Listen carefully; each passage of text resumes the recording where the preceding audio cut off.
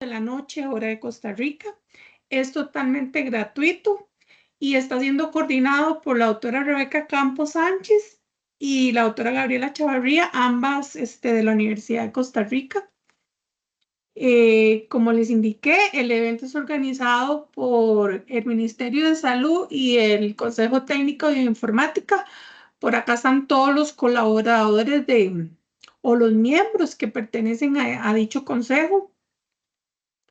Los objetivos de este taller son dar a los participantes los fundamentos en genética y el análisis de variantes, ejemplificar las aplicaciones del diagnóstico genético en enfermedades tempranas y complejas y ejemplificar las aplicaciones en el área de la farmacogenética. Los temas son básicamente 4 temas.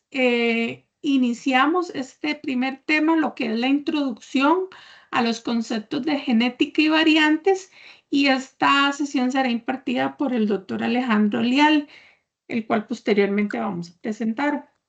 Unas reglas básicas antes de iniciar: se les ruega a los participantes apagar su cámara y micrófono durante toda la actividad y escribir sus preguntas en el chat para responderlas al final. En cada sesión se compartirá un formulario de asistencia y tienen que contar, ojalá con los 4 registros o al menos 3. Y el último día se les compartirá un formulario de evaluación.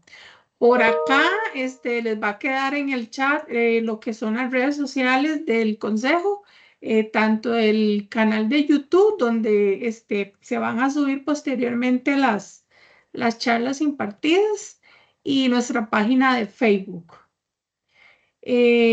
Como les dije, completar el formulario de asistencia el día de hoy, el cual va a estar abierto hasta el día de mañana al mediodía.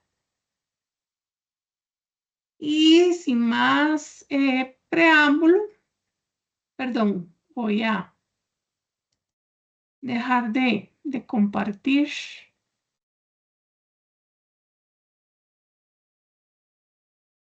Y hoy nos acompaña una de las coordinadoras del taller, que es la doctora Rebeca Campos Sánchez, a la cual le ruego que prenda su cámara y micrófono. Ella es profesora e investigadora de la Universidad de Costa Rica, y le cedo la palabra para que inicie con la moderación de esta primera sesión. Adelante, doctora. Muchas gracias, Paula, y buenas noches a todos. Es un placer estar acá y presentarles a nuestro primer expositor de estas sesiones, quien es el doctor Alejandro Leal Esquivel, quien tiene una maestría en biología de la Universidad de Costa Rica y un doctorado académico en genética por la Universidad de Erlangen en Alemania, además de una maestría en bioética de Valencia en España, y es catedrático de genética humana en la Universidad de Costa Rica y profesor de genética médica en la UCIMED.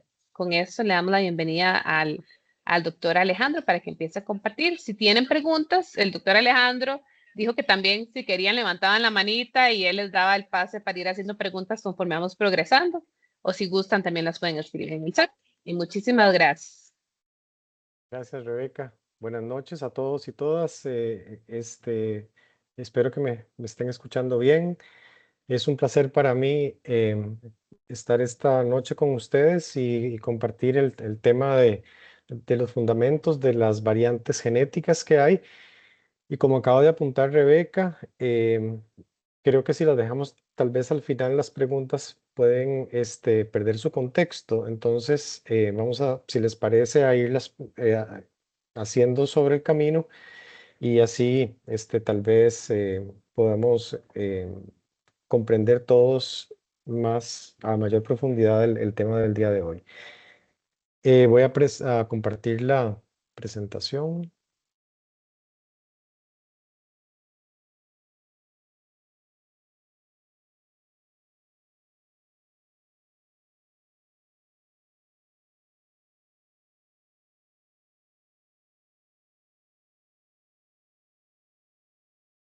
¿Se ve bien, sí? Sí, todo bien. Gracias. Bueno, empezamos desde lo macro ¿verdad? Que lo de hoy va a dar fundamento para todo lo que es el análisis de variantes, que es el tema más interesante, ¿verdad? Porque es más aplicado, em, que vienen en las clases que siguen los próximos miércoles, pero hoy nos toca ver las variantes y vamos a ir desde de lo más grande, lo macro, como pueden ser las variantes genéticas a nivel cromosómico. Em,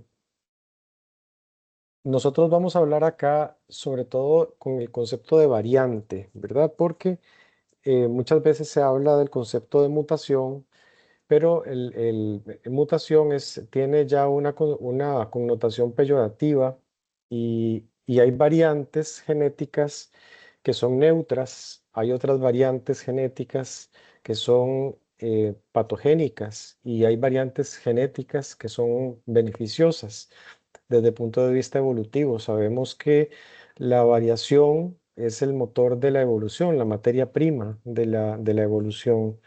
Entonces, todos los fundamentos de la evolución por selección natural se basan sobre el reconocimiento de que todos los organismos de cada especie somos distintos y esas variaciones nos confieren ciertas características que nos hacen algunos más adaptados que otros para acceder a recursos y por lo tanto sobrevivir y reproducirnos, y que aquellos individuos que logren sobrevivir y reproducirse de una mayor manera van a dejar sus variantes genéticas a la siguiente generación de una mayor manera o con una mayor frecuencia, y las poblaciones van a ir cambiando sus frecuencias alélicas, las frecuencias de estas variaciones con el tiempo, y a esto le llamamos evolución.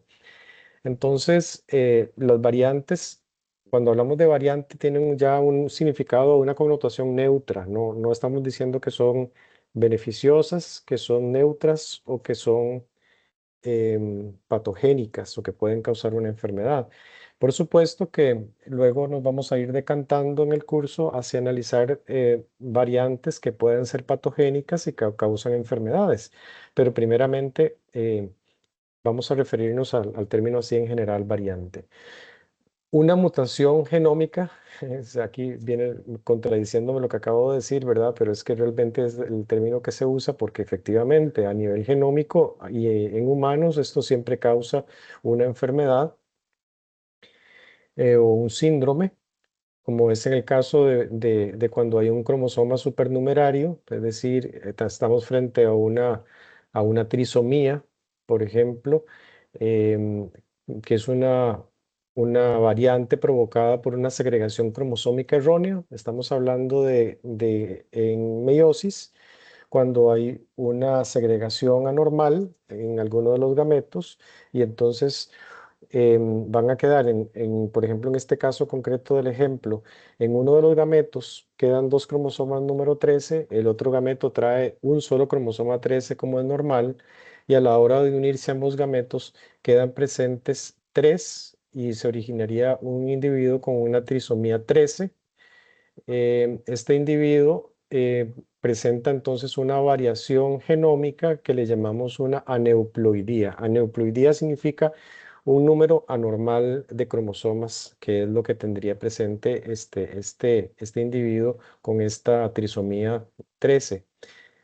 Existen también variaciones cromosómicas por reordenación cromosómica, ¿verdad? Como puede ser, por ejemplo, una translocación. Vemos aquí una translocación sería el cambio de un segmento de un cromosoma por el segmento de otro, el intercambio de segmentos, ¿verdad? Como es común en el caso de cromosoma Filadelfia entre cromosoma el 9 y 22, y esto está relacionado, por ejemplo, con leucemias, esta translocación, pero también podría darse que ocurra, por ejemplo, una delesión, perderse un fragmento de un cromosoma, o una duplicación, que quede un cromosoma con dos fragmentos, uno junto al otro, o puede darse también una inversión. A todas estas anomalías cromosómicas le llamamos pues una variante cromosómica o un rearreglo cromosómico.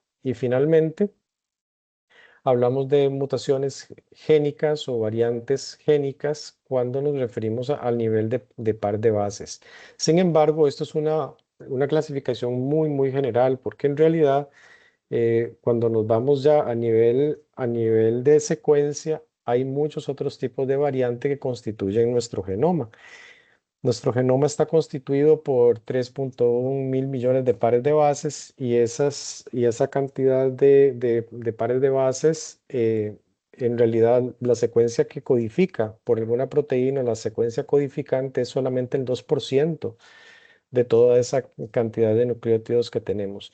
De hecho, durante algún tiempo se manejaba la idea o la hipótesis del ADN basura, ¿verdad? Porque se decía, si son tan poquitas las secuencias codificantes, lo demás es simplemente relleno, no está jugando ningún papel.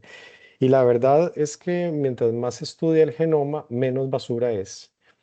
Hay secuencias que no codifican por ninguna proteína, ¿verdad? Sin embargo, tienen otras funciones, básicamente regulatorias y también estructurales.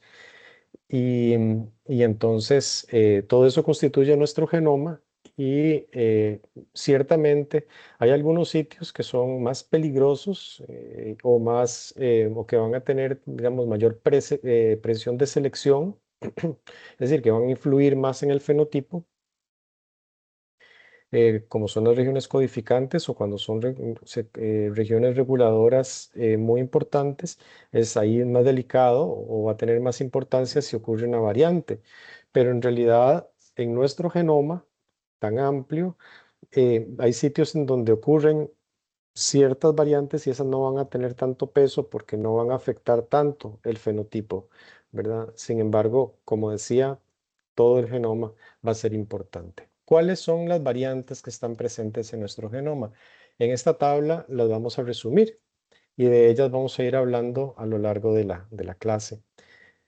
La primera variante, creo que es de conocimiento tal vez de la mayoría, lo conocemos como un polimorfismo de un solo nucleótido. Es el cambio de un nucleótido, ¿verdad? Por ejemplo, de una A por una T o de una G por una C o viceversa, ¿verdad? Hay transiciones, transversiones, hay cambios de una base por otra.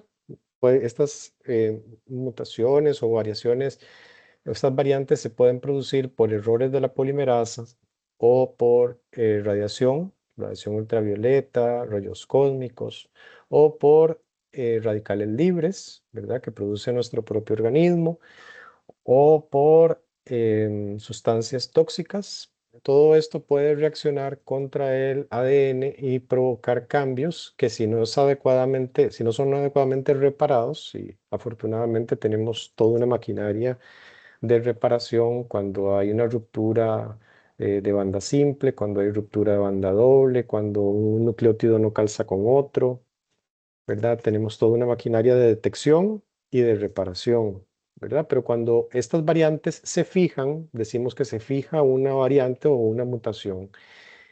Y muchas veces tenemos estas variantes de un solo nucleótido que si están dentro de una secuencia codificante podrían tener algún efecto en el fenotipo, ¿verdad? Entonces esas son variantes de un solo nucleótido, sustituciones de una sola base nitrogenada.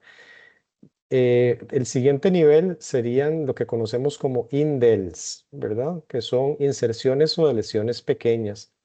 Estas son de aproximadamente 50 pares de bases que se pueden duplicar o se pueden perder. Entonces, hay una duplicación o hay una deleción o más de una, ¿verdad? En tándem, una junto a la otra. Y estas indels podrían en algunos casos también estar implicados en alguna enfermedad si hay algún gen, por ejemplo, que está presente en donde está ocurriendo esa inserción o esa deleción. Em, el otro nivel, las otras son lo que se conoce como tandem repeats o repeticiones yuxtapuestas, ¿verdad? Por ejemplo, los microsatélites, los Small Tandem Repeats. Los microsatélites son regiones que tienen pequeñas repeticiones, ¿verdad? Y estos microsatélites se utilizaron por mucho tiempo para hacer identificación de genes por medio de búsquedas genómicas y análisis de ligamiento. Estos tandem repeats, entonces, son importantes todavía y los vamos a ver ahora en ejemplo, por ejemplo, en pruebas de paternidad, en genética forense. Son marcadores que se utilizan para ver si algún individuo, por ejemplo, en un crimen puede ser descartado como implicado en ese crimen. ¿Por qué se usan mucho? Porque son muy variables, cambian muchísimo, son heredables. Entonces sabemos, bueno, siguen reglas mendelianas para lo que es su transmisión.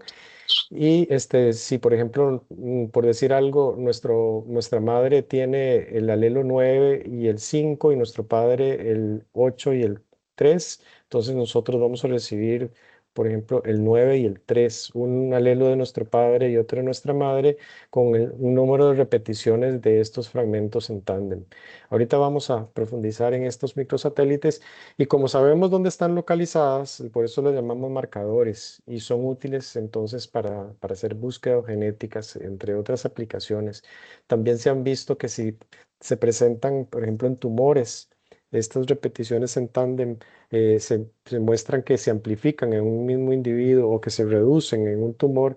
Esto habla de inestabilidad tumoral y también tiene un significado clínico. Seguidamente tenemos los transposones o los elementos transponibles, que son originados por elementos que se han movido, que tienen la posibilidad de moverse en el genoma.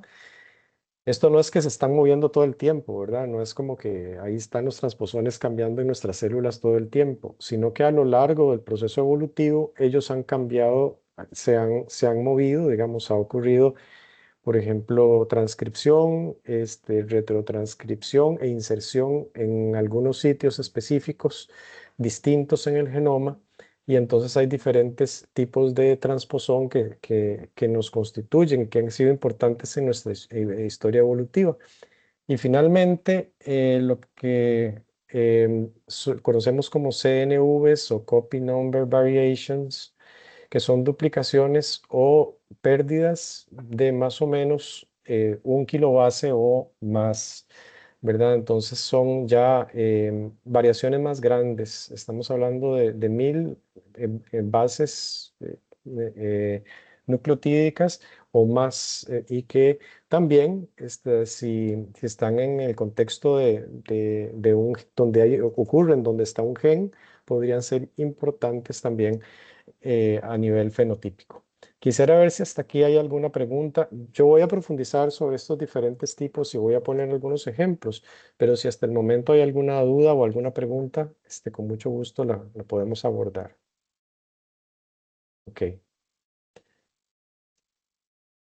Bien.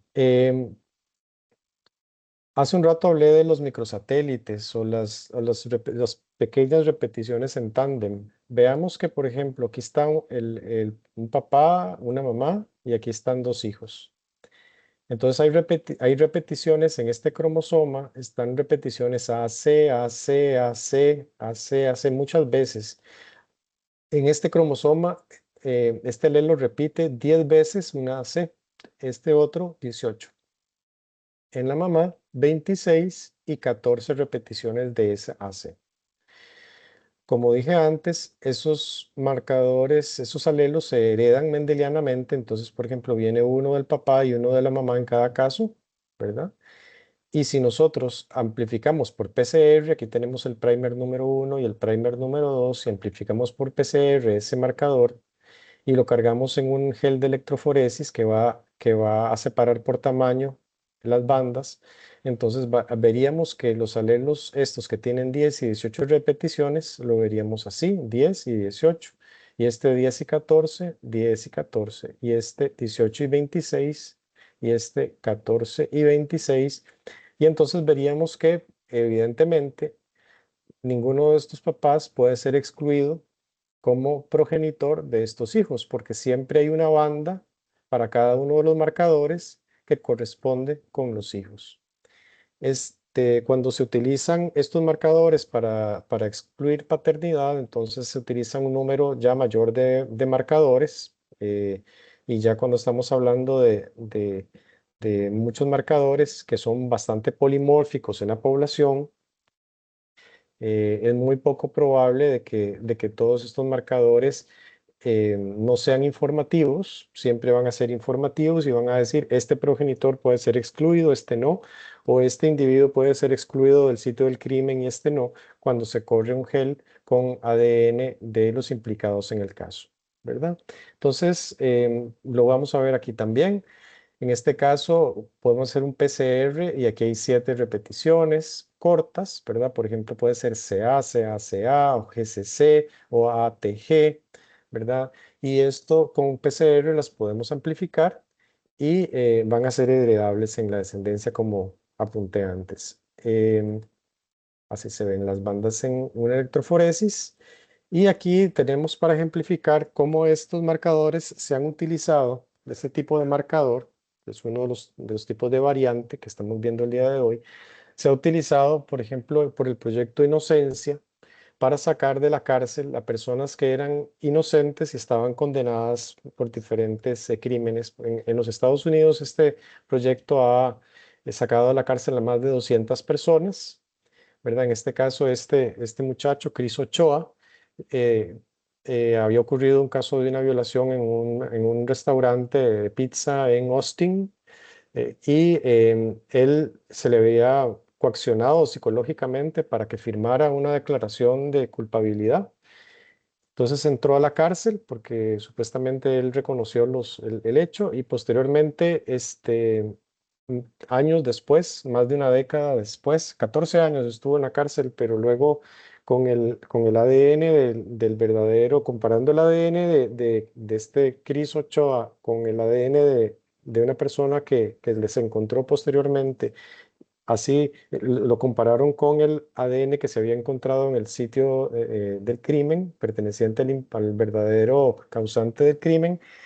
Se determinó que Chris Ochoa no era el que lo había cometido, sino el otro individuo, y entonces pudo salir de la cárcel, como les digo, 14 años después de que estaba recluido. Este proyecto de inocencia, como les digo, ha sacado a mucha gente de la cárcel porque las pruebas que podemos utilizar hoy no estaban antes disponibles, y entonces eso ha favorecido a muchas personas inocentes, afortunadamente. Si yo les pusiera este caso, tenemos los marcadores. El marcador se refiere entonces al sitio del cromosoma en donde está una variante, en este caso un small tandem repeat, un microsatélite. El cromosoma, el D3S, 1358, significa que es una secuencia no codificante. El S se refiere a que es del sapiens, o sea, del ser humano. Entonces, y el primer número después de la D, el cromosoma en donde esta secuencia se encuentra, y después de la S, el número lo que dice es el consecutivo de ese cromosoma. Entonces, este marcador que es de cromosoma 3, aquí hay un gen que tiene adentro, posiblemente en un intrón, tiene un microsatélite. Luego este está del cromosoma 13, este es del cromosoma 16 y este es del cromosoma 2. La víctima tiene estos dos alelos, 14 y 15, el 8 y el 9.3, el 11. Alguno de ustedes me va a preguntar por qué solamente uno. Bueno, es un homocigota, ¿verdad? Tiene 2 veces el mismo alelo. Aquí el alelo 11 y el 12, aquí el 19 y el 23. La muestra del sitio del crimen, por ejemplo, que hay sangre combinada entre ambos, entre la víctima y el que causó el crimen, por ejemplo, presenta estos alelos, y aquí tenemos 3 sospechosos. Entonces, ¿cuál de los sospechosos que está ahí presente no puede ser excluido como sospechoso?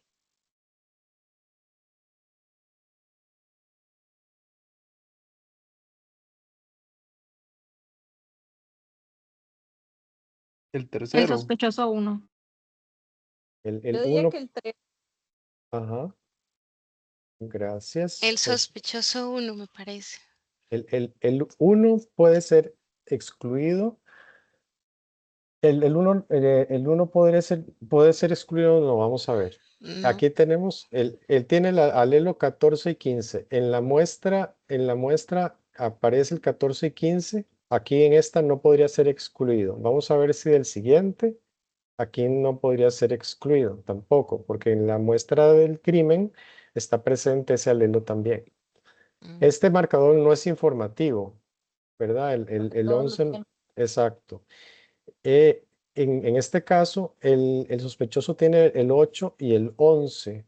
Aquí no aparece el 8, ¿verdad? Y este tiene el 27 y aquí no aparece el Por eso yo digo que 27. el 1 no. Exacto, podemos excluir el 1. ¿El 2 se puede excluir, sí o no? Ah, la muestra tiene que tener los dos alelos del sospechoso. Ajá, Yo diría normalmente, que el 2 se puede excluir porque tiene en el penúltimo, no es, ajá, el 9 no está, y en el último el 27 no está. ok. Vean que la prueba solo puede excluir, ¿verdad? ¿Cuándo excluye? Cuando el sospechoso tiene un alelo que no está presente en la muestra que estamos investigando. Entonces, lo que hacemos en un análisis forense sería utilizar los alelos de los sospechosos para ver si calzan con los de la muestra o no. ¿Y qué nos ayuda a interpretar cuáles son los alelos del sospechoso? Los alelos de la víctima. Por ejemplo, si en la muestra están el 19 y 23 de la víctima, entonces sabemos que el sospechoso tiene que estar proporcionando el 11 y el 15, ¿verdad? En este caso, el sospechoso 3 no puede ser rechazado, no puede ser excluido, ¿verdad? Porque Ujú. tiene marcadores que complementan los que están en la muestra con respecto a los que tiene la víctima, ¿verdad? Entonces, este es el único que no podría ser excluido. Entonces, vean, esa es la utilidad que tienen estos tipos de variante genética que están presentes en todos nuestros cromosomas, y en esto se basan las pruebas de paternidad y las pruebas forenses que hace la sección de bioquímica del OIJ, ¿verdad? Así es como trabajan. ¿Alguna pregunta con los marcadores, con los small tandem repeats o a las repeticiones pequeñas en tándem?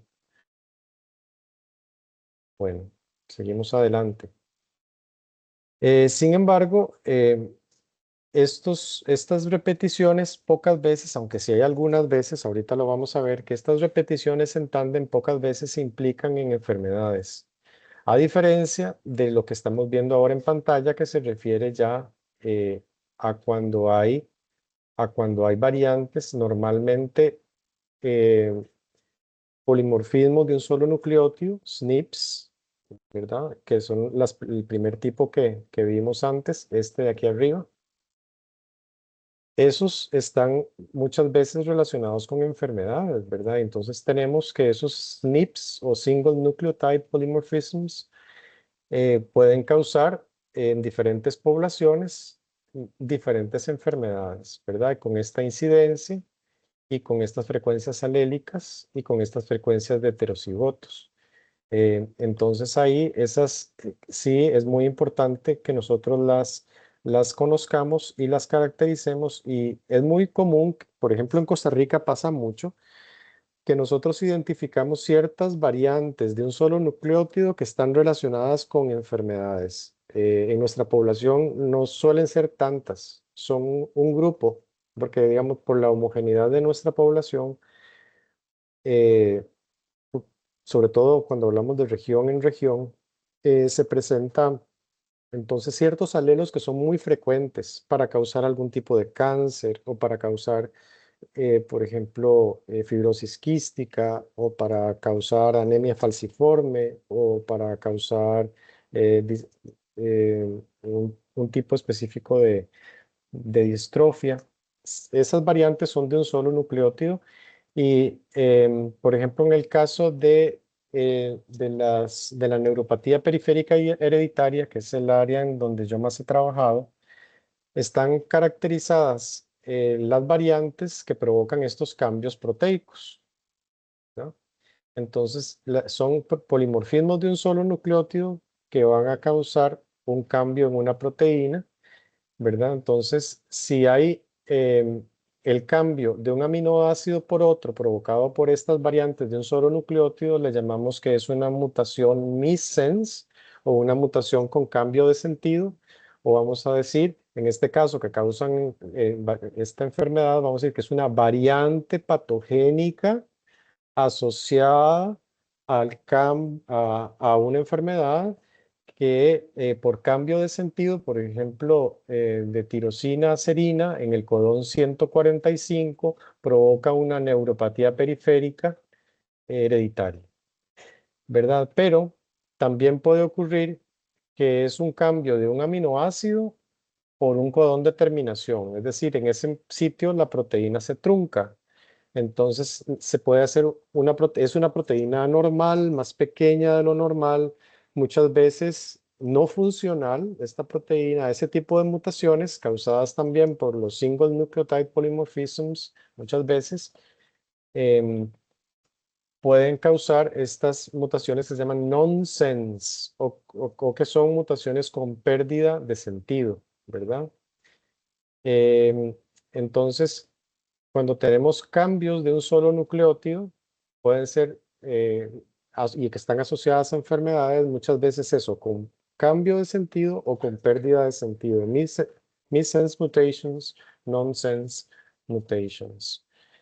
También podría ocurrir otro tipo que es con un frame shift, que es con una alteración en el marco de lectura, pero eso voy a profundizar posteriormente.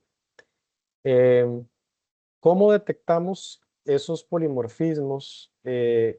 ¿Cómo los podemos detectar esos polimorfismos si ya conocemos, por ejemplo, el gen implicado en una enfermedad? Por decir algo, si hay una neuropatía periférica hereditaria que tiene compromiso auditivo en Costa Rica, lo más frecuente es que sea una variante patogénica en el gen MPZ, ¿verdad? Y tenemos dos variantes principales en el país, que son estas dos, pero ya uno sabe, y las dos están en el exón número 3 del gen. Entonces ya uno ve que si hay compromiso auditivo y tiene neuropatía periférica, casi que uno podría irse directamente a buscar el exón 3 de MPZ. Lógicamente podría estar en otro exón y en otro gen, pero la experiencia nos dice que podríamos descartarlo porque casi es muy probable que esa sea la causa de la neuropatía periférica, sobre todo es neuropatía periférica desmilinizante que tiene sordera, MPZ, es lo que se le viene a uno a la mente. ¿Y qué es lo que uno podría hacer? Podría hacer una secuenciación de Sanger. La secuenciación de Sanger es una técnica que nos permite, después de hacer un PCR, hacer una secuenciación de un solo fragmento. Y entonces esta secuenciación de un solo fragmento es relativamente económica si solo tenemos que secuenciar un fragmento y rápida, ¿verdad?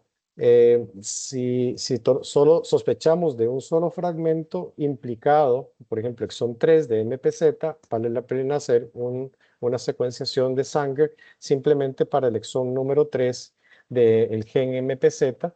Y lo que va a hacer esta secuenciación de Sanger, como posiblemente ya ustedes han escuchado la técnica, es colorear algunos de las bases nitrogenadas con diferente color, de modo que cuando pasen por un lector láser, por un estimulador láser, estos fluorocromos hagan picos de diferentes longitudes de onda, que uno diga, bueno, lo que tiene en este fragmento es una T, otra T, una G, una T, una C, una G, y si el individuo tiene una variante, va a aparecer aquí, si es homocigota, un pico de un color diferente al que debería estar ahí, o van a empezar, si es heterocigoto, va a aparecer dos picos, ¿verdad? Y así es como nosotros hacemos una secuenciación de sangre. Entonces hacemos un PCR y posteriormente limpiamos el PCR y utilizamos un solo primer para hacer la secuenciación de sangre, y con el secuenciador vemos esta secuencia de picos y vemos cuál es la secuencia que el paciente tiene en ese sitio específico. Yo sé que es una descripción un poco superficial y somera de la secuenciación de Sanger, pero no sé si alguien tiene alguna pregunta al respecto. Y estamos claros que secuenciación de Sanger nos sirve para descubrir mutaciones de punto que están presentes en algún exón, en algún fragmento que nosotros sospechamos que ahí puede haber una variante relacionada con una enfermedad. ¿Hay alguna pregunta al respecto? O sea, Ok. esto se Ujú, realiza ujú. para un específico segmento, como usted dice. Exacto, sí. Ajá.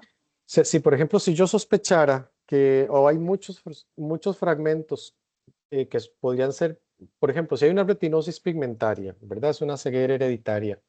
Y sabemos que hay más de 100 genes implicados en retinosis pigmentaria. Y yo no tengo sospecha de que sea uno en particular.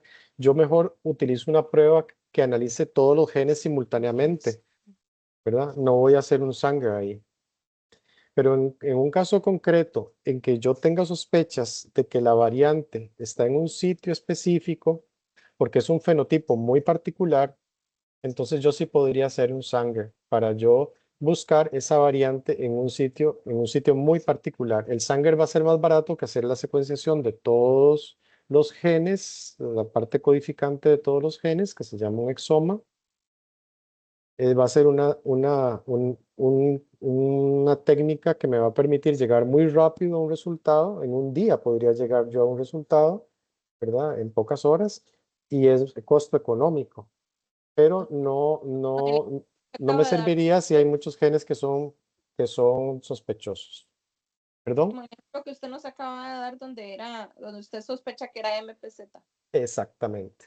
Yo veo que es neuropatía desmielinizante que causa sordera y es población costarricense. Y ojalá en ciertas áreas del país que ya tenemos muy bien caracterizadas. Entonces uno casi que dice, hágale un Sanger al exón 3 de MPZ y casi siempre la pega uno, ¿verdad?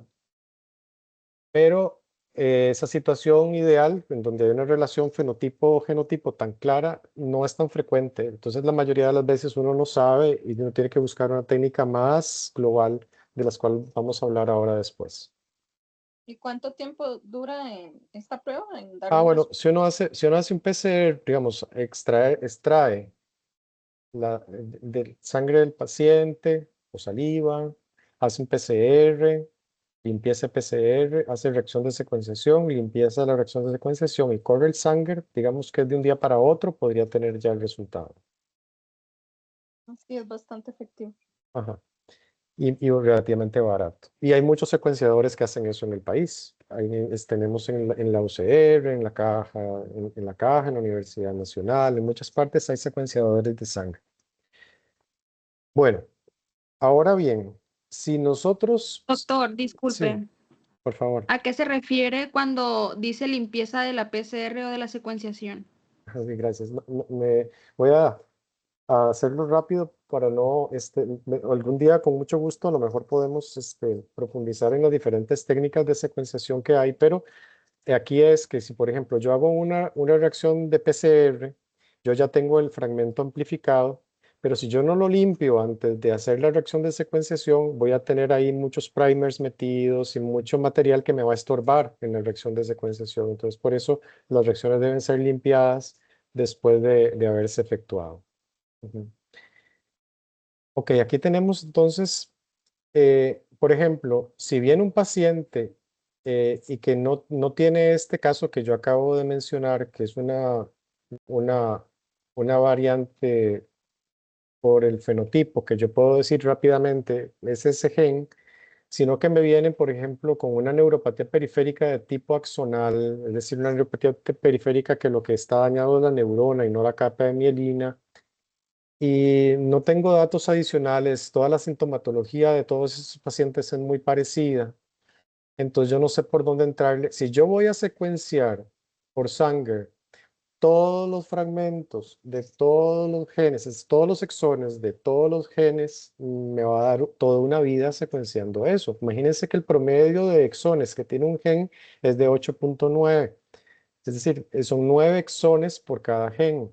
Y si yo los tengo que amplificar, hacer primers para todos, sí, se me va toda la vida. Entonces ahora, afortunadamente, tenemos lo que llamamos una secuenciación de nueva generación, Next Generation Sequencing, que es un abordaje completamente distinto para conocer variantes genéticas. Entonces, estos SNPs, Single Nucleotide Polymorphisms, los puedo yo detectar haciendo la búsqueda en todos los genes relacionados con esa enfermedad.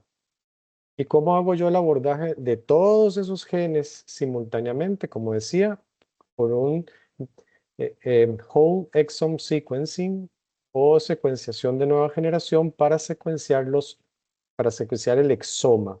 Como decía yo anteriormente, el exoma es el conjunto de exones que tiene un individuo. O sea, si tenemos 25.000 pares de genes, ¿verdad? Entonces, esos 25.000 pares de genes multiplicados por 9, que es el promedio de exones que tiene cada uno, esa es la cantidad de exones que nosotros tenemos y que esta técnica analiza simultáneamente, ¿verdad? Vean el salto tan abismal en términos de la efectividad de la técnica que tenemos de un Sanger a un whole exome sequencing, ¿verdad? El Sanger era un fragmento, el exoma es todos los genes simultáneamente. ¿Cómo hacemos esto? Bueno, lo que ocurre es que aislamos el ADN, ya sea de sangre, de saliva, ¿verdad? Lo que se hace es cortar ese ADN, se corta, se utilizan diferentes técnicas como vibración, por ejemplo, se producen fragmentos ya por esos cortes que acabamos de realizar y yo tengo ya prefabricadas unas ondas que están aquí marcadas en rojo. Esas ondas yo las tengo preparadas para que hibriden, o sea, para que se peguen a los exones. Todos los exones están representados en estas estructuras rojas. Y los exones del paciente son los que están marcados aquí en azul. En celeste son regiones no codificantes, entonces no son exones. Los exones son las regiones codificantes de los genes. Entonces, todos los exones, como ven, van a hibridar con esas estructuras que yo tengo ya previamente preparadas en el laboratorio. Y lo que se hace es mezclarlas para que esas estructuras, esos fragmentos de ADN, yo los tenga ya listos para hibridar a los exones del paciente. Lo que se va a hacer posteriormente es lavar con el fin de eliminar todas las secuencias que no se peguen a ninguna de estas sondas rojas que yo estoy colocando ahí en el ensayo. Y después de que estas se lavan, estas sondas se van a pegar por estos bits, por estas bolitas que aparecen acá, se van a pegar en un solid, en un material y lo que se va a hacer es ir secuenciando todas simultáneamente y van a ir siendo captados los nucleótidos que van siendo añadidos en cada una de estas secuencias simultáneamente. Por eso es que se pueden secuenciar todos los exones de todos los genes simultáneamente, porque yo todos los exones de todos los genes los tengo representados en estas estructuras, estas sondas que están aquí marcadas con rojo. Y entonces acá se van a ir leyendo todos los genes y estos van, después de un análisis bioinformático, se van a identificar en los genes implicados en esa enfermedad. Por ejemplo, yo puedo decir, búsquenme en todos los genes relacionados con neuropatías. Entonces me van a buscar en las variantes que aparezcan en esos genes y en este ejemplo aquí hay una G que no debería estar ahí. Digamos que debería estar una C, no, aparece una G y entonces me va a decir en este paciente estamos encontrando una variante que podría eventualmente estar relacionada con la enfermedad. Ya el análisis de variantes corresponde a alguna de las clases que vienen y no me voy a meter ahí ahora. Nada más que esas son identificadas por una secuenciación de nueva generación. Nuevamente, sé que es muy general lo que he hablado, pero no sé si en términos generales hay alguna pregunta. Cintia, ¿verdad? Adelante. O Marco. Buenas noches. Yo tengo una pregunta que probablemente sea muy tonta, pero yo tenía entendido que el Shotgun Library ya casi no se está usando, que hay nuevas metodologías. Correcto, Sin sí. embargo, lo veo que usted lo tiene ahí puesto y me llamó la atención. Ajá, Y luego sí. la otra cosa que es un poco más atrás, el NPS el NPZ tiene algo que ver con Pérez Celedón. Ajá. Sí, bueno, no, bueno, MPZ hemos encontrado mutaciones que causan neuropatía periférica por MPZ en todo el país, pero hay regiones que son más frecuentes que otras. Pérez Celedón no es de las más frecuentes, pero sí tenemos pacientes con neuropatías que vienen de Pérez Celedón, sí. Ahí eventualmente lo podemos ver después. Aquí a ver, no sé si se acuerdan de Craig Venter, el que hizo el que participó en la parte privada de la secuenciación del genoma humano. Él hizo el shotgun, ¿verdad? Y generó una librería y luego hizo una secuenciación, ¿verdad? Pero, digamos,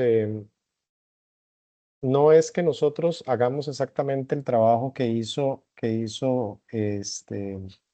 Venter, pero sí seguimos partiendo el material genético y seguimos hibridando ese material genético con sondas, y entonces en ese sentido sí es una técnica que se usa todavía, ¿verdad?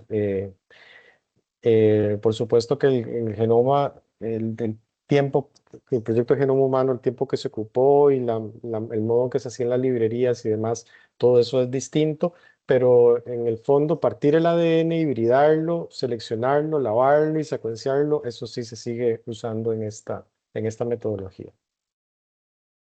Bien, Muchas ya gracias. con mucho gusto. Ya me voy a desplazar de tipo de variante. Ya hemos hablado y quiero ver si tenemos muy claro que ya hablamos de las tandem repeats. Alejandro, doctor, Sí, perdón, es que sí. me surgió una duda. ¿Puedes poner la diapositiva del exoma? ¿Qué pasa Voy.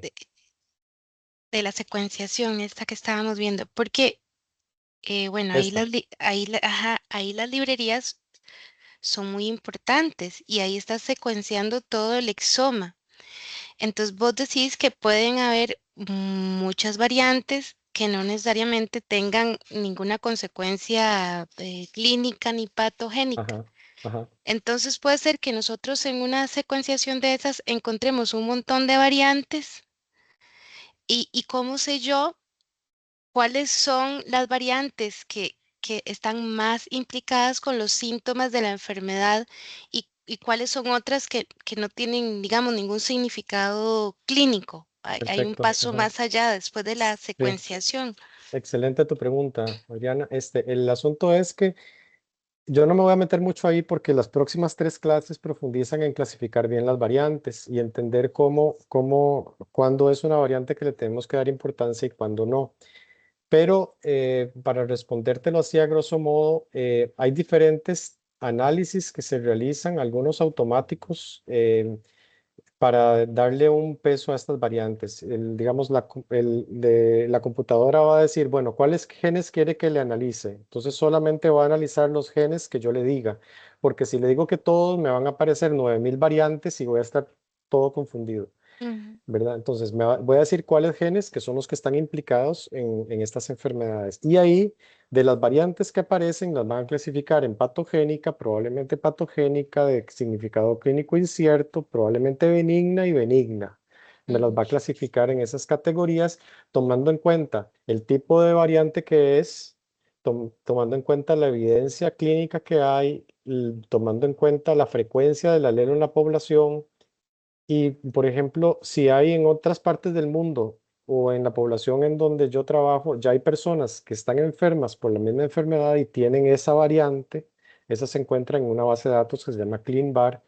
Entonces, juntando toda esa evidencia, los sistemas informáticos me van a hacer una categoría de las variantes que son probables causantes de la enfermedad, si se encuentra alguna, y de las que no son tan probables.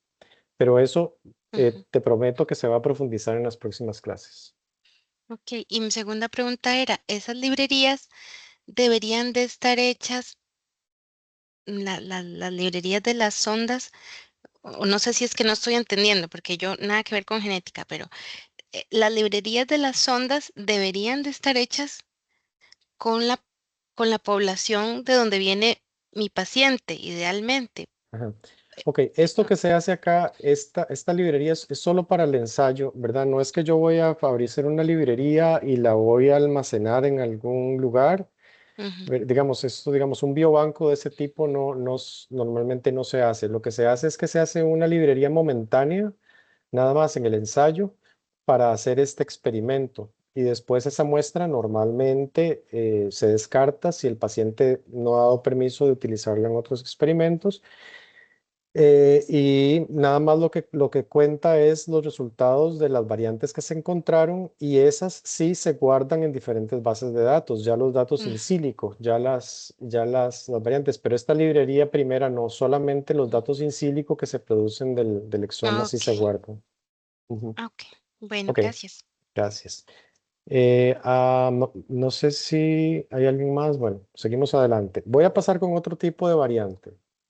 Ya vimos el de single nucleotide polymorphism y ya vimos los tandem repeats. Pero existen también variantes que son, por ejemplo, los copy number variants. Variantes en el número de copias que ya, como decíamos, eran de 1000 repeticiones, por ejemplo, o de lesiones de 1000 pares de bases o más grandes. Entonces, vean, esto es en el cromosoma 17. Aquí tenemos el cromosoma paterno y aquí tenemos el cromosoma materno. Hay ocasiones en que hay una recombinación anormal y en un solo cromosoma quedan dos. Esto sería una duplicación. Pero es tan pequeñita que si nosotros hacemos un cariotipo no la vamos a detectar, ¿verdad? Si mandamos ahí a la unidad de citogenética del Hospital de Niños esta muestra, esto no lo vamos a ver porque las bandas de los cromosomas solo ven cambios muy grandes. Aquí es un cambio muy pequeñito relativamente, que son unos cuantos miles de pares de bases, entonces es un copy number variant. Hay una variante en el número de copias que tiene el paciente en este cromosoma. Entonces, aquí tenemos, por ejemplo, la recombinación es anormal. El gameto que se produce tiene dos copias. Entonces, si por ejemplo el óvulo tiene dos copias, y viene un espermatozoide que trae una copia más, entonces el individuo va a tener tres copias de esa parte del cromosoma 17. Entonces, ese efecto de tres copias me va posiblemente a generar un problema fenotípico, porque va a haber una dosis amplificada de los genes que están ahí presentes. En este caso concreto está el gen PMP22 presente en esa copia. Entonces, si este óvulo tiene dos copias y el espermatozoide trae una adicional, la persona va a tener tres copias de PMP22 en lugar de dos copias. Y eso va a hacer que por expresar un gen adicional puede haber una enfermedad. Entonces, como vemos, son tres genes normales. Este PMP22, este otro y el del espermatozoide son absolutamente normales. Pero como son tres copias, hay una expresión, una dosis amplificada de la proteína codificada por ese gen y entonces el paciente va a tener una enfermedad. También puede ocurrir lo opuesto. Podría ocurrir que por ejemplo, si aquí ocurre la recombinación anormal, entonces un cromosoma se lleva estos dos fragmentos y hay otro cromosoma que se queda sin ninguno de esos fragmentos. En otras palabras, cuando hay una recombinación anormal, hay un cromosoma que se lleva todo y hay un cromosoma que no se lleva nada. Entonces ese fragmento, este cromosoma lo pierde. Entonces, digamos que el óvulo lleva este fragmento, este cromosoma que está cortado, que perdió este fragmento. Digamos que el espermatozoide sí traiga ese fragmento en una dosis. Entonces, este paciente al final va a tener una sola dosis. Entonces, en vez de tener 3 dosis, tiene solo una. Lo normal serían 2, ni 3 ni una. 3 y una, las dos están mal. Y casi siempre, esto vale la pena tenerlo en cuenta, en genética casi siempre es peor el defecto que el exceso. Casi siempre los fenotipos son más graves cuando no está presente un gen, una dosis génica, a cuando hay exceso, por ejemplo, de 3. Hace un rato vimos en las variantes cromosómicas las trisomías 13, 18 y 21. Si hay trisomía 13, 18 y 21, los individuos pueden nacer. Incluso en cromosoma 21, trisomía 21, el individuo puede vivir muchos años. Pero monosomías, un solo cromosoma, no va a haber ninguno que logre nacer. Lo mismo ocurre acá en este caso. Si hay 3 dosis de este fragmento, ¿verdad? Porque hay un copy number variant que está relacionado con este cromosoma el 17, entonces va a haber una enfermedad. Pero si falta, la enfermedad va a ser más grave. Eso es muy común que sea de esa forma. No sé si quedó claro el tema de las copy number variants y cómo estas variantes se pueden relacionar con el fenotipo, o hay alguna pregunta. Doctor Leal, acá hay una pregunta en el chat Ok. y Marco tiene la mano levantada. A Marco, que ya le contesté, que seguro se le quedó levantada la mano. La ¿Y mano, qué, ok. qué dice el chat? Dice, consulta, un padre tiene neuropatía periférica con problemas auditivos. Una hija también, pero tiene más hijos. ¿Los demás podrían presentar lo mismo? Ajá, ok. Cuando uno, eso es algo muy importante. Cuando uno hace por ejemplo, una secuenciación de un exoma o un Sanger y encuentra una variante patogénica o una variante que puede ser patogénica en un gen, los casos de variantes en ese gen, uno los puede buscar en una enciclopedia, por ejemplo, que se llama OMIM, Online Mendelian Inheritance in Men. En el chat para que lo busquen ustedes a ver cómo escribo, no me deja escribir.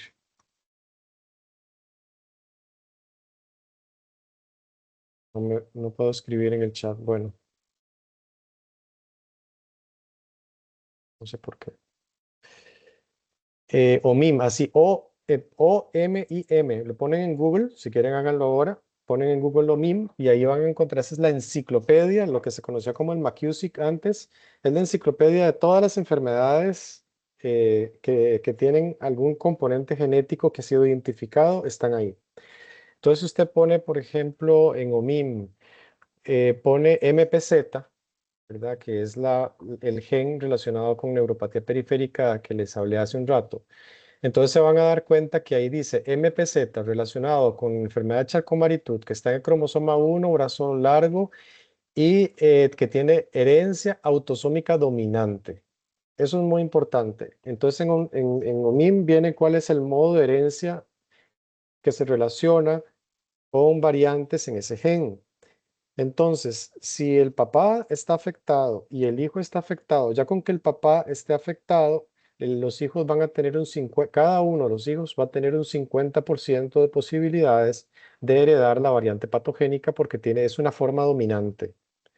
Si lo que dicen en MIM es que es una forma recesiva, en vez de AD, van a encontrar ahí los términos AR, Autosomal Recessive. Entonces, ustedes saben que tiene que tener los dos alelos, porque es una variante recesiva, tanto del papá como de la mamá, para que se cause la enfermedad. Entonces, solamente un cuarto de los hijos va a estar afectado, o sea, la probabilidad es del 25%. Es un cuarto del total. Entonces, dependiendo del modo de herencia, así uno puede predecir el riesgo que hay de recurrencia de la enfermedad en una familia nuclear. Espero haber contestado la pregunta. Si no, pues me dicen y la retomo. Y después preguntan cómo se llama el canal de YT donde está este directo. Creo que es el canal de YouTube, a lo que están preguntando ahí. Ah, bueno, ok. Ujú. Ujú. Bueno, entonces ahora vean, por ejemplo, em, yo les dije que normalmente los microsatélites no se relacionan con enfermedades porque están en regiones no codificantes, pero les dije que había unas pocas excepciones. Hay un gen que se llama, bueno, que está implicado en la ataxia de Friedreich, em, y este gen tiene en un intrón, vean que aquí está, en verde están los exones, las regiones codificantes, y en el medio están los intrones, regiones no codificantes. En los intrones hay algunos genes en donde si hay muchas repeticiones en tándem, o sea, sería un tándem repeat. Por ejemplo, en este gen de la fratraxina puede haber entre 66 y 1700 repeticiones. Si las repeticiones son poquitas, ¿verdad? Como por ejemplo de 6 a 29, la persona no va a tener ataxia. Pero si las repeticiones son muy grandes, ese intrón no va a poder ser eliminado apropiadamente en el procesamiento del ARN. Entonces se va a producir una ataxia. Entonces, esto es nada más para que sepan que también las repeticiones en tándem en algunos casos específicos sí pueden estar relacionados con enfermedades. Sí. Doctor, por acá mencionan algo relacionado con la diapositiva anterior, la 13. Ajá. Dicen que por una recombinación exagerada o descontrolada, mi duda radica en qué factores se presentan para que exista esta recombinación. Ujú. A ver, no, normalmente esto es un asunto fortuito, es una recombinación anormal fortuita. Yo no conozco ninguna evidencia de que relacione algún factor particular con esta recombinación. Esto es porque a la hora de alinearse los cromosomas en fase S de interfase, antes de que ocurra la meiosis, hay un alineamiento anormal, ¿verdad? Pero que yo conozca, no hay algún factor que predisponga a este alineamiento anormal. Es un asunto fortuito, según mi conocimiento, ¿verdad? No sé si hay algo más. Em, bueno, entonces voy avanzando. Este,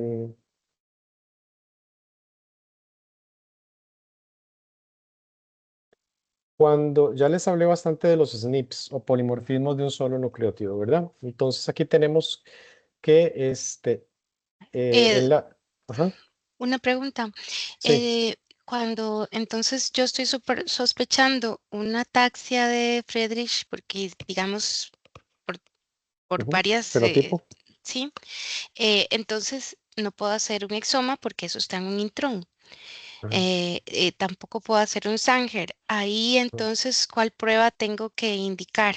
ajá, excelente pregunta. Esa pregunta es muy buena porque em, cuando uno va a mandar la prueba, uno tiene que analizar la enfermedad y si, por ejemplo, hay sospechas de que se trata, estas mutaciones causadas por repeticiones en tándem em, normalmente se hacen por pruebas específicas, ¿verdad? Por ejemplo, se tiene que hacer un PCR y luego contar, digamos, una prueba que permita contar el tamaño del alelo, ¿verdad? Como cuando uno hace microsatélites, ¿verdad? El tamaño del alelo que uno amplifica. Entonces vos tenés razón, no me serviría si la mutación está en un intrón, a no ser que esté muy cerquita del exón, el exoma no lo va a encontrar. Entonces vamos a hacer al paciente perder dinero y, o al sistema de salud invertir para una prueba que no es la que se necesita. Si la sospecha es una ataxia de Friedreich, primero tengo que ir a una prueba específica que amplifique ese intrón 1 del gen y yo vea los tamaños de los alelos que están ahí presentes, ¿verdad? Por una prueba de PCR y ya sea una electroforesis o, o en el secuenciador, ver el tamaño del alelo. Es una prueba específica que se desarrolla para ese intrón específico. Entonces, tenés razón, ahí no aplicaría primero, antes de ir a un exoma, uno debería ir a hacer esa prueba antes de decirle, vea, no la encontré en la prueba de la fratraxina, del exón 1, entonces, del intrón 1, entonces ahora sí vamos a tener que hacer el exoma. Ujú. Ok, entonces aquí tenemos los SNPs. La mayoría de la población, digamos que tiene aquí una A y una T. Pero hay algunos individuos que tienen una G y una C, ¿verdad? A eso le llamamos un single nucleotide polimorfismo, ya lo vimos, ¿verdad? Podría ser que haya varias variantes en esa misma posición. Lo normal es que haya solo una variante como aquí en una población, pero pueden haber más. Y nosotros las podemos encontrar por secuenciación de sangre, las podemos encontrar por secuenciación del exoma, como vimos antes, pero las podemos encontrar también por un microarreglo. No sé si lo han escuchado ese término de microarreglos. ¿Lo han oído? Ujú. Ok. O No, ¿no? Pero no Eh, sabemos qué es. ok, Vamos- sí está bien. A ver si. Ok, vean acá en esta figura, si yo hago todos los cromosomas, vean. Se las voy a explicar porque si no está como enredada. Vean, en la A, de arriba para abajo están todos los cromosomas. El 1, el 2, el 3, el 4, el 5, el 6 y así. Ujú. Y la B también. El 1, el 2, el 3, el 4, el 5, el 6 y así. Si yo busco los microsatélites que han sido identificados en cada cromosoma, este es el mapa que yo veo. Vean que hay poquitos microsatélites relativamente. Sí hay muchos en cada cromosoma, pero son relativamente poquitos. Pero sí, Doctor, y sí, eso que estamos viendo ya es un genoma, ¿verdad? No es un exoma. esto es una expresión gráfica de los marcadores en cada cromosoma. Entonces, digamos, yo tengo en un gráfico Ujú. un palito para decir que en ese sitio, en ese cromosoma, hay un microsatélite o una Ok. repetición en tándem. Aquí este Ujú. otro palito me dice que en esta otra parte del cromosoma hay otra repetición. Ok. Aquí lo que me dice que en este palito que hay otra repetición. Entonces vean que son relativamente pocos o hemos encontrado pocos. ¿Verdad? Los sistemas Ujú. bioinformáticos han determinado estos, pero puede haber algún otro. Sin embargo, si yo le pregunto dónde están los SNPs, vean qué montón hay en rojo. Ujú. Aquí arriba, son montones de SNPs. Es decir, la cantidad de SNPs que nosotros tenemos en el genoma son tantísimos, tantísimos, que yo no puedo, digamos, mm, bueno, sería abrumadora la cantidad de marcadores que puede tener cada cromosoma en cuanto a SNPs, ¿verdad? Ahora, yo puedo escoger algunos de estos SNPs que están relacionados con algo, ¿verdad? Y yo podría fabricar un microarreglo para yo ver si esas variantes están presentes en mi población. Voy a tratar de explicarme. Esto es un chip de ADN. Ese chip de ADN tiene sondas que se van a pegar más si está un alelo que si está el otro. Es decir, aquí hay, no se me asusten con esta imagen que está aquí. Si aquí tenemos, si se pega la sonda, la sonda de ADN el ADN de mi paciente se pega con una sonda que está emitiendo un color verde, quiere decir que hay un polimorfismo. Y si se me pega con el color rojo, es que hay otro. Entonces es una manera muy rápida de yo hacer un genotipeado de muchos genes simultáneamente. El problema con el microarreglo es que yo nada más escojo cuáles son los alelos que quiero interrogar. No es como el exoma que yo secuencio todo, sino que nada más escojo si yo quiero ver en este sitio específico si hay una A o hay una T, o quiero ver específicamente si hay una C o una G.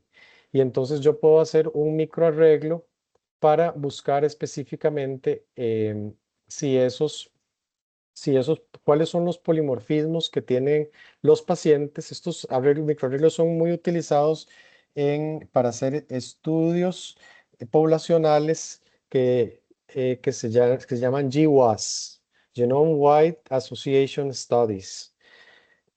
Por ejemplo, yo agarro gente que tiene propensión a diabetes mellitus tipo 2, que tiene diabetes mellitus tipo 2, y agarro gente que no tiene diabetes mellitus tipo 2.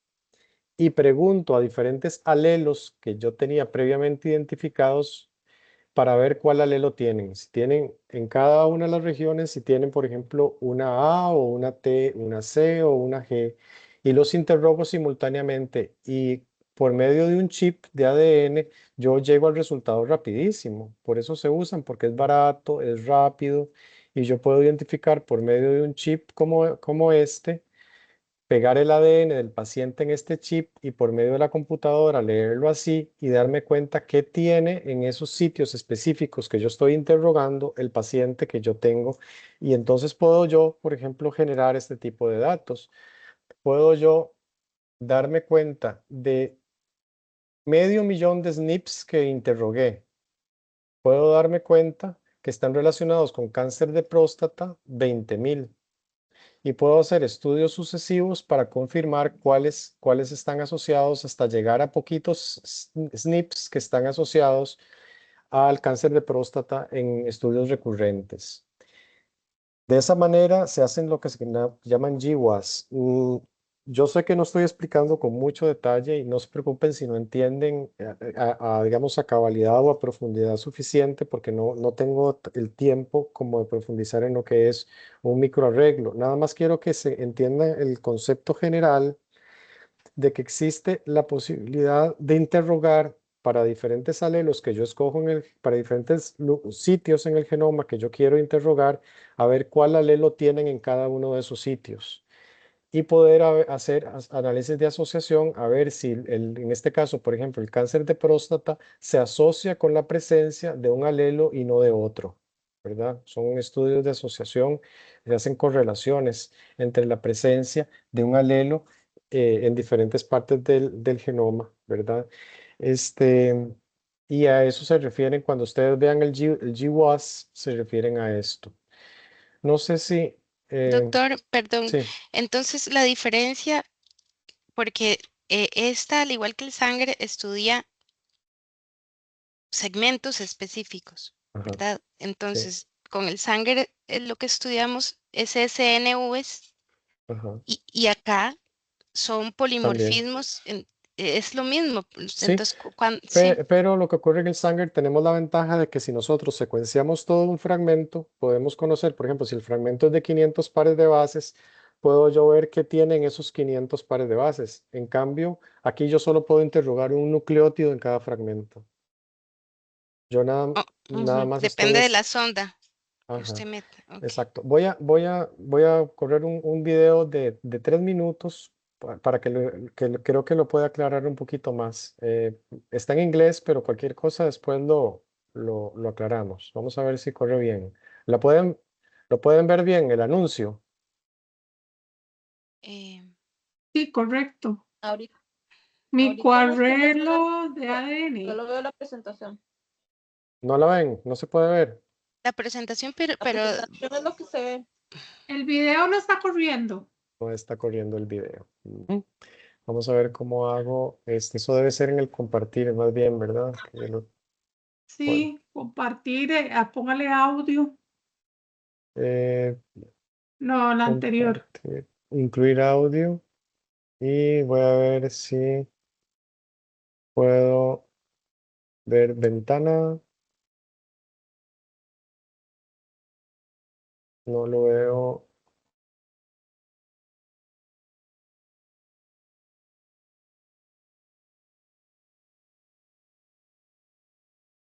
Em, bueno, no sé. Déjeme ver. O tal vez intento yo abrirlo. A ver si. Está bien. Ah, pero es que en el chat no me deja escribir. Está. Déjeme ver.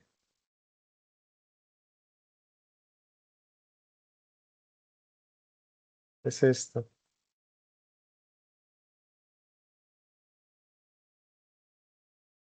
Voy a tratar de hacerlo aquí.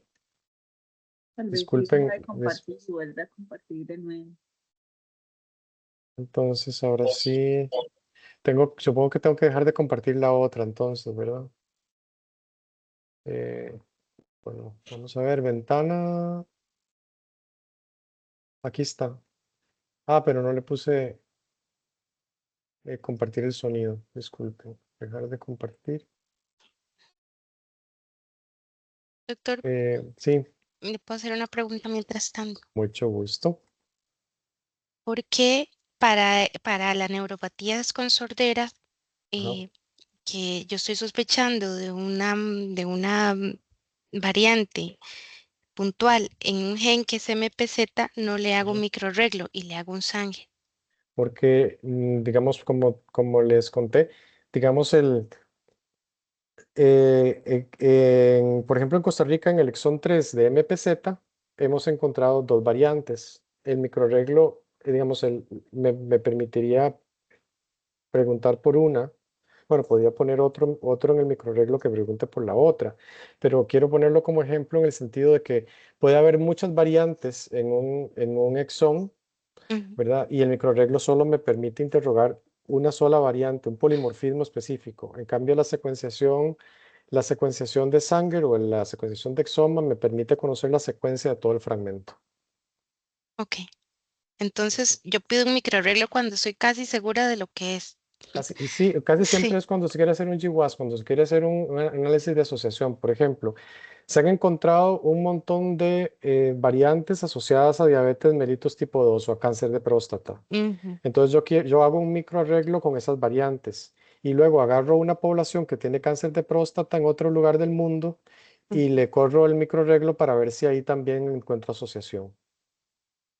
Esa es, digamos, una de las utilidades mayores que tiene un microarreglo o un GWAS, Genome Wide Association Study. Ejemplo. ¿Escuchan el se oye? No, muy bajito. To test a person's DNA, a researcher first needs a source of tissue. ¿Ahora? Most of the cells in a blood sample are red blood Sí, cells, mejor. with nuclei, but there are also a number of white blood cells, which do contain nuclei and chromosomal DNA.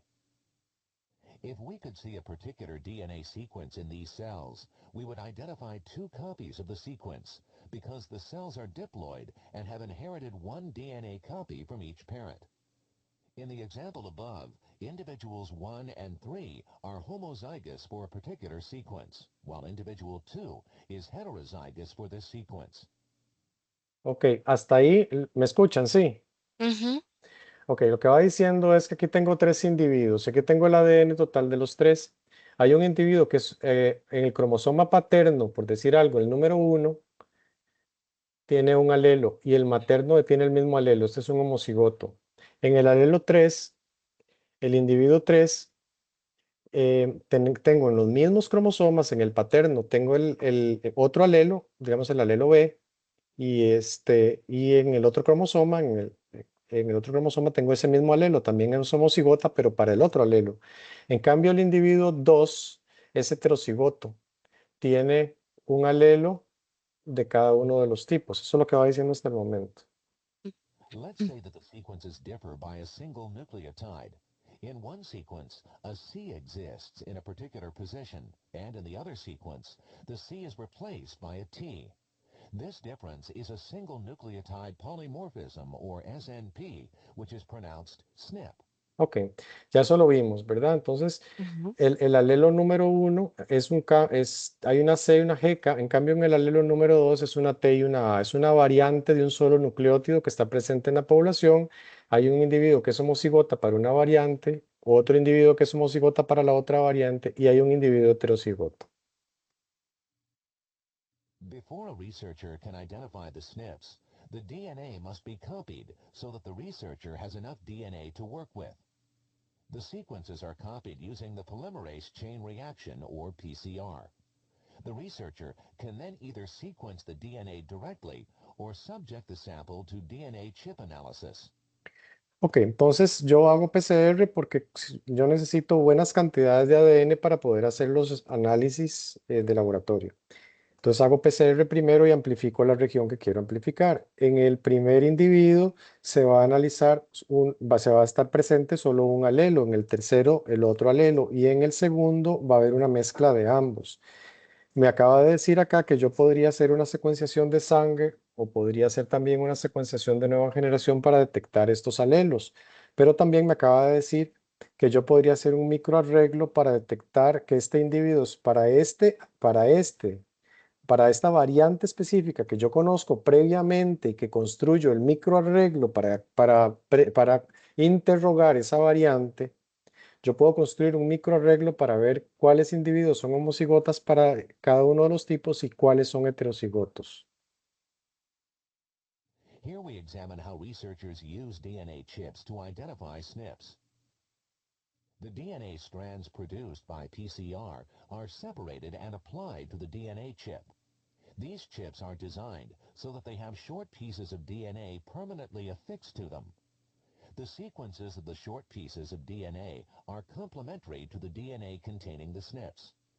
Notice that the PCR products from the heterozygous individual differ at one position, either containing a C or a T. The short DNA sequences end just before the SNP in question. If a DNA polymerase enzyme is added to the chip, it will incorporate a nucleotide that is complementary to the SNP into the end of the short strand.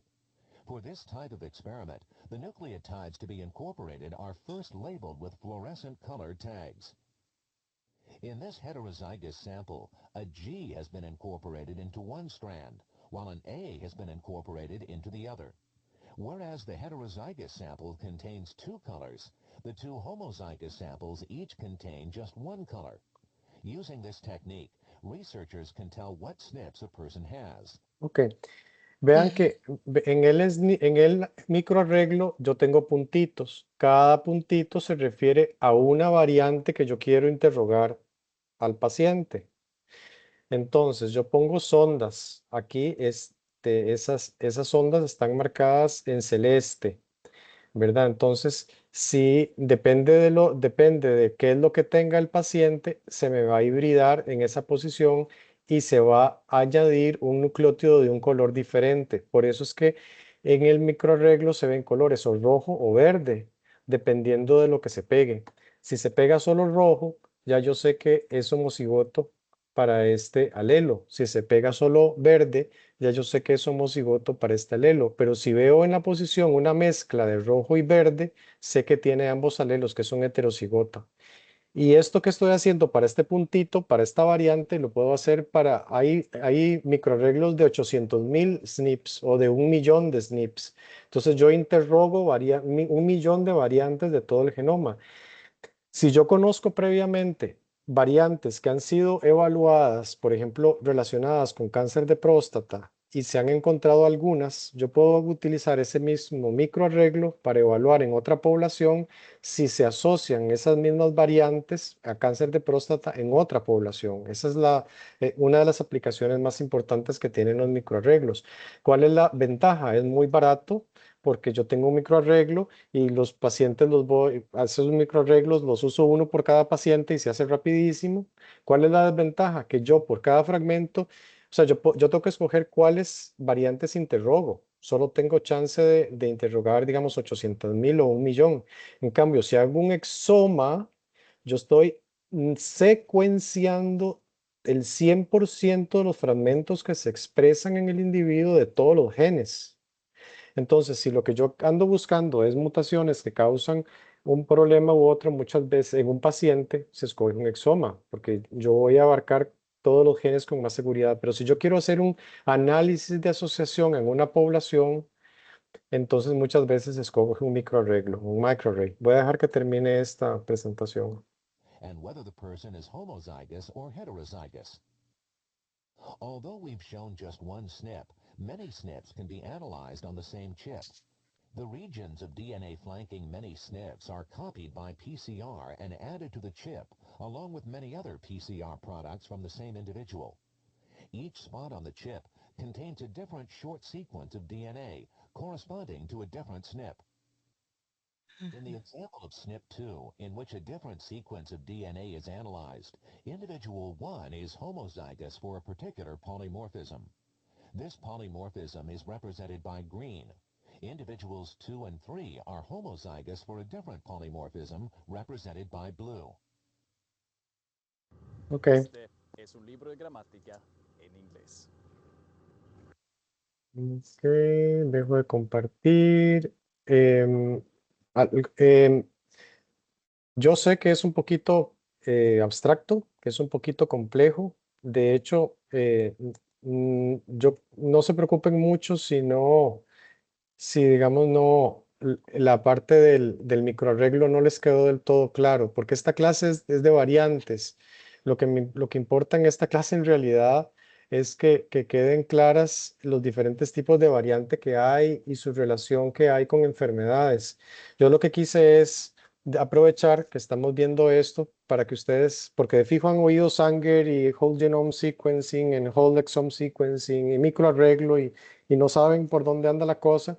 Y yo estoy tratando de que ustedes relacionen las variantes con las diferentes técnicas que hay, ¿verdad? Pero sé que es complejo y que en una clase es muy difícil entender la mecánica de cada una de los tipos de variante que tenemos. Valeria. Entonces, se podría decir Tenés dos aparatos conectados. Sí, una disculpa. Ajá. Se podría decir que si se quisiera tener una investigación como de varias personas o de grupos grandes, lo que se puede utilizar es más bien un microarreglo, sería como la técnica que se debería de utilizar. Depende de tu presupuesto.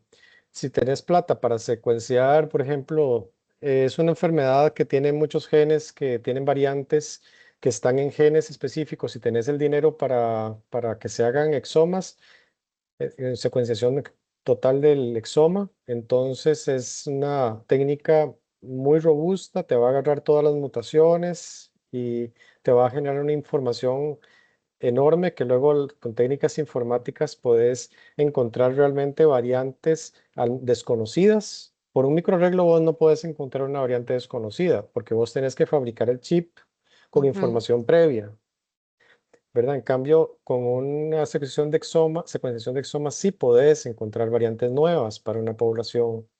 Entonces, si hay dinero, si hay fondos suficientes para hacer una secuenciación de exoma, entonces uno mejor secuencia todos los fragmentos de todos los genes relacionados con esa enfermedad. Pero, digamos, por ejemplo, si quiero hacer como lo que acabo de explicar, en un estudio previo se identificaron SNPs que se asociaron, hay ciertos SNPs que se asociaron con cáncer de próstata en un estudio previo y se vio que tenían puntajes significativos de asociación. Entonces yo puedo agarrar los que dieron positivo y los puedo probar en otra población y darme cuenta que de esos 20,000 hay 1,500 que también se asocian con cáncer de próstata en esta nueva población que los estoy probando. O sea, aquí yo podría ser que encuentre haciendo en diferentes poblaciones variantes de un solo nucleótido que están presentes en diversas poblaciones y entonces encontrar loci que son muy calientes para cáncer de próstata. Pero lógicamente con este abordaje yo no puedo encontrar variantes nuevas, solo las variantes que yo pude categorizar en el primer estudio. Entonces es un estudio que es muy rápido, muy barato, que me permite hacer un análisis de asociación bastante, por ejemplo, un multicéntrico y vamos a hacer este estudio aquí, allá y allá y allá. Pero las variantes que pueden estar asociadas a cáncer de próstata en mi población pueden ser que sean otras y que no sean conocidas y mi estudio no va a ser capaz de detectarlas. Entonces, yo podría hacer este estudio, ¿verdad? En mi población, pero tengo que tener claras las limitaciones que tiene el mismo y no puedo hablar en el paper en la publicación, no puedo hablar que estas son las únicas variantes asociadas. Lo que puedo decir es que yo encontré estas variantes asociadas que ya habían sido previamente encontradas en un estudio y que entonces estas tienen un valor importante porque ya han sido encontradas en 2 estudios como relacionadas con cáncer de próstata, pero un abordaje con un microarreglo no me permite encontrar variantes nuevas. Muy buena tu Ok, pregunta, muchas muchas gracias. gracias. Pero los microarreglos me permiten llegar a análisis de asociación. En este caso, por ejemplo, el gen de la fosfodiesterasa 4 delta asociado a accidente cerebrovascular.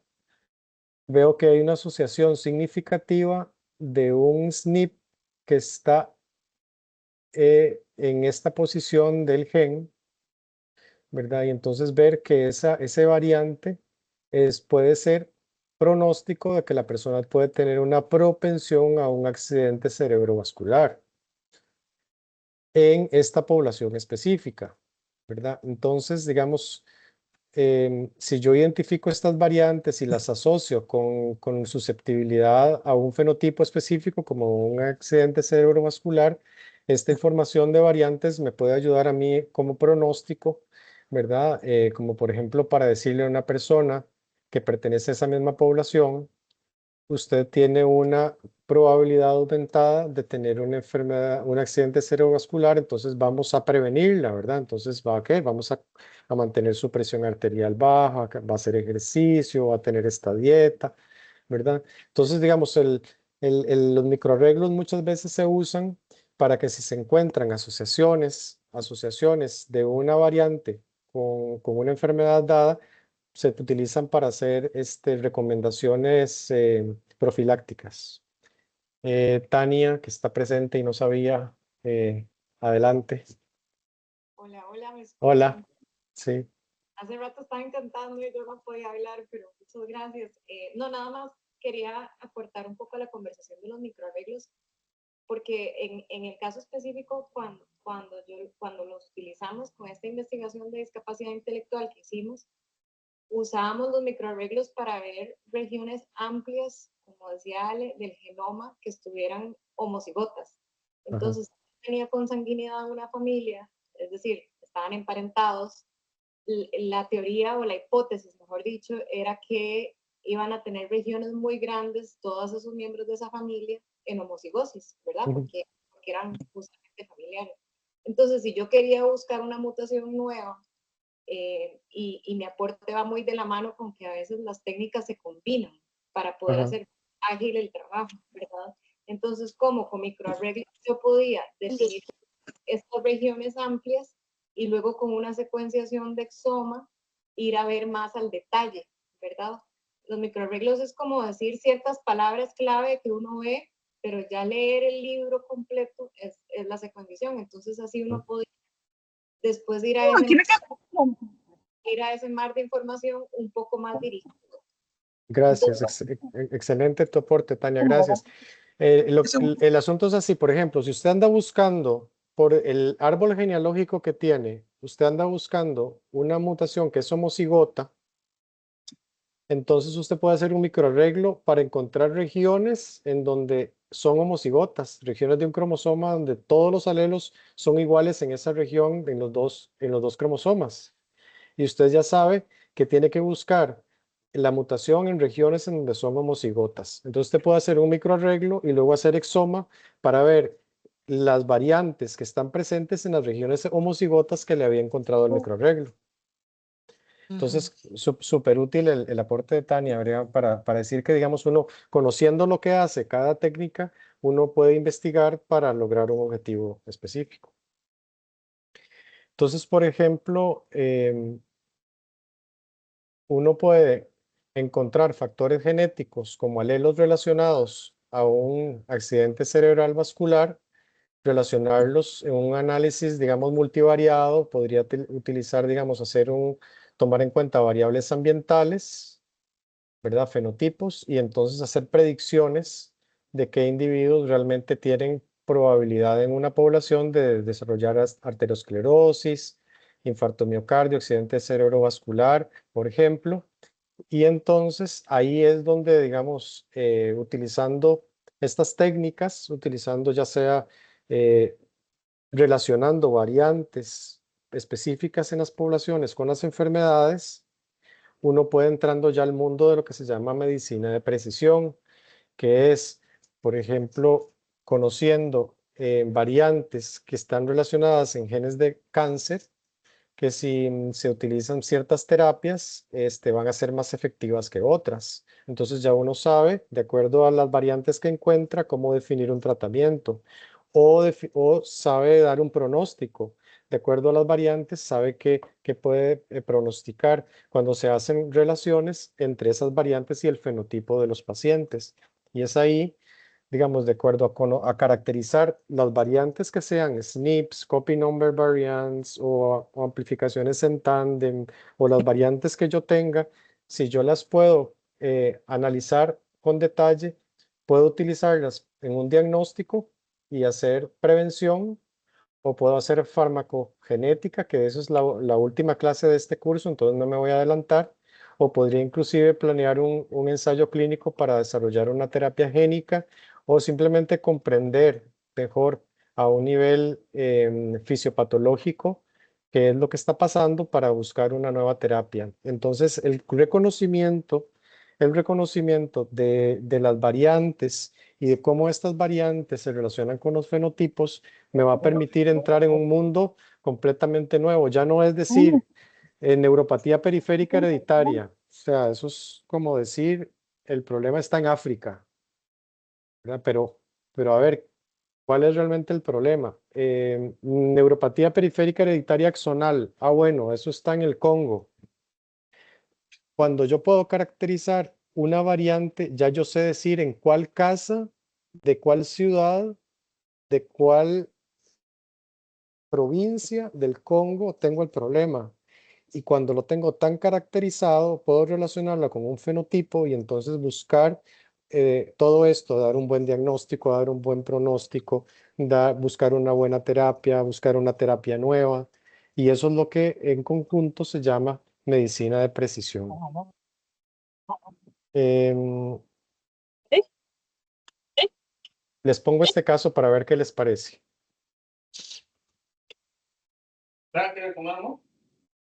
Doctor, quedan 15 minutos por aquello del tiempo. Sí, está bien.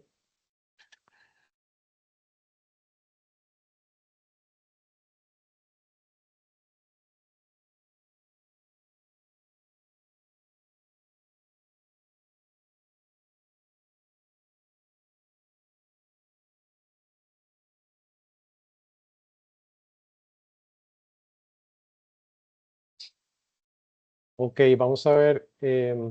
¿Alguien vota por la A? ¿No se ve nada? ¿Alguien vota por la B?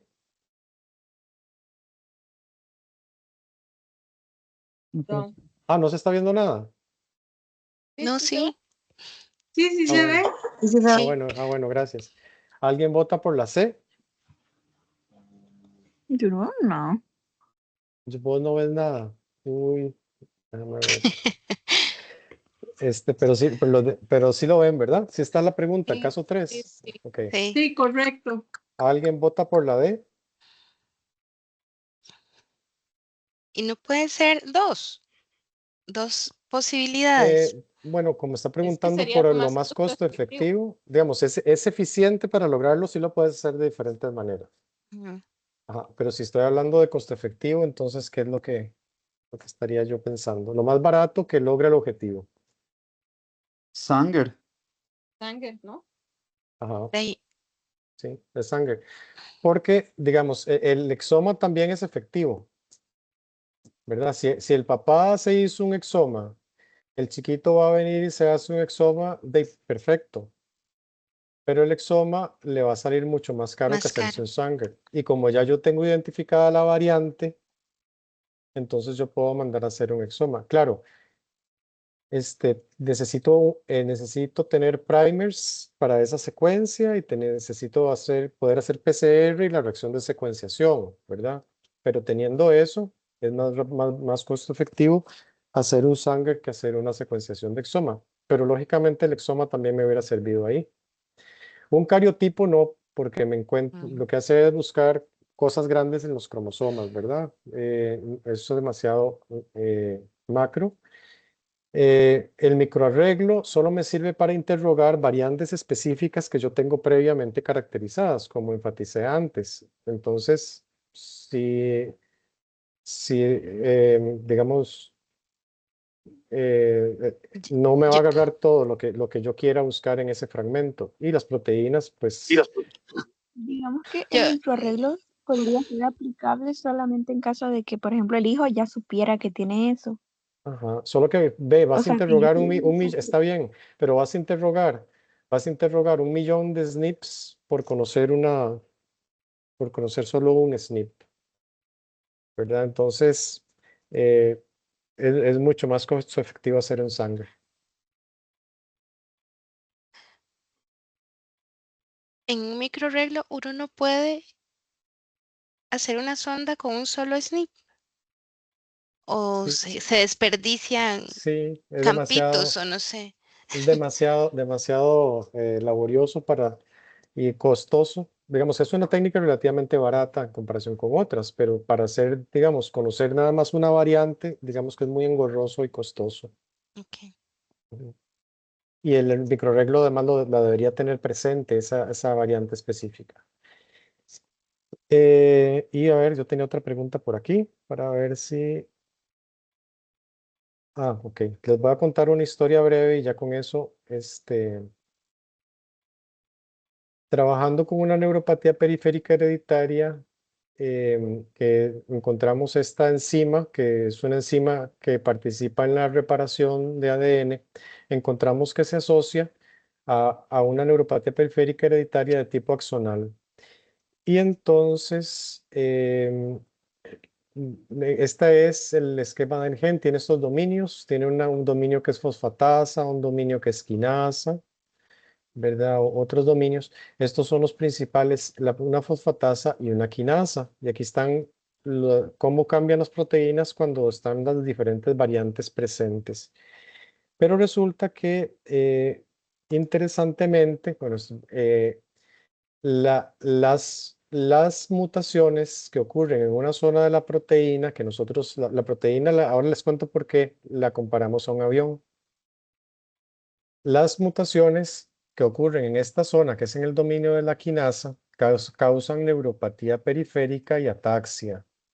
En cambio, si las mutaciones ocurren o las variantes patogénicas ocurren en el dominio de la fosfatasa, vamos a tener un fenotipo mucho más complejo que incluye microcefalia y epilepsia, además de la neuropatía periférica. Entonces, este es un fenotipo mucho más complejo si las mutaciones ocurren en la fosfatasa.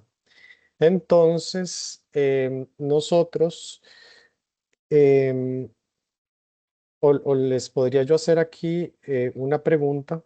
Vamos a ver esta que está aquí. La mayoría de las mutaciones encontradas en pacientes ocurren en el dominio de la quinasa, como aquí, ¿verdad? Pregunta. ¿Esto indica que este dominio es más susceptible a mutar? ¿Les parece que esa respuesta está correcta? ¿O eso indica que las mutaciones más perjudiciales son las que ocurren en el dominio de la quinasa?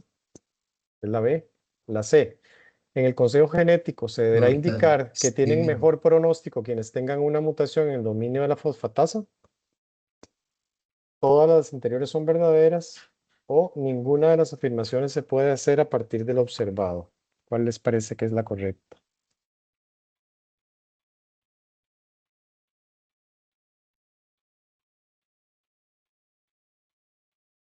Yo diría que la E.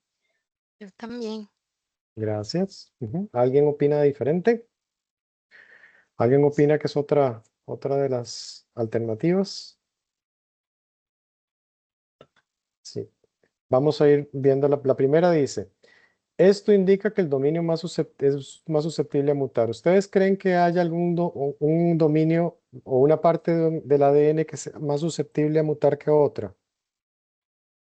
Sí, No, no claro. necesariamente. No sé. Ok. Bueno, es una pregunta muy profunda, voy a Sí. decirles que en esta región no hay mayor susceptibilidad de que mute una región más que otra.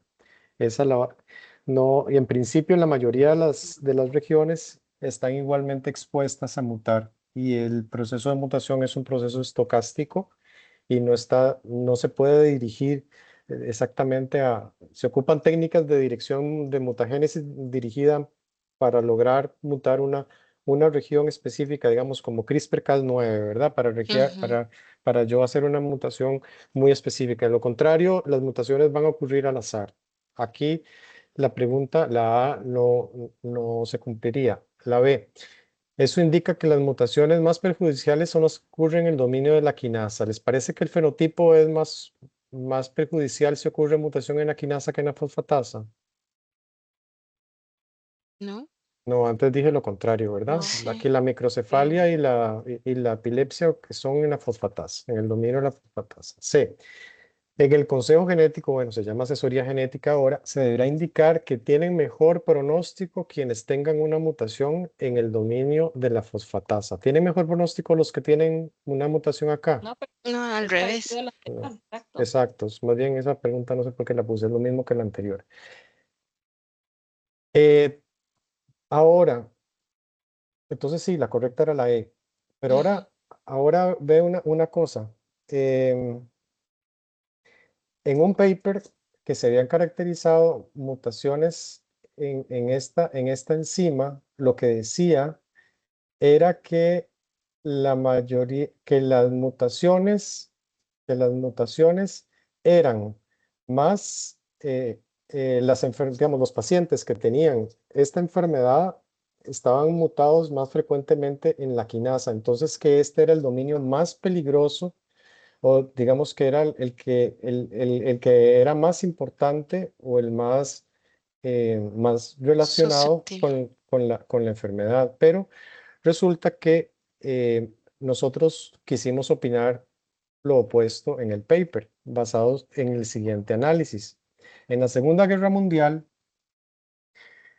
em, hubo una comisión en Estados Unidos para determinar cuáles eran los aviones que regresaban de combate y ver dónde tenían los impactos de proyectiles, de balas, de lo que fuera, para reforzar esas áreas.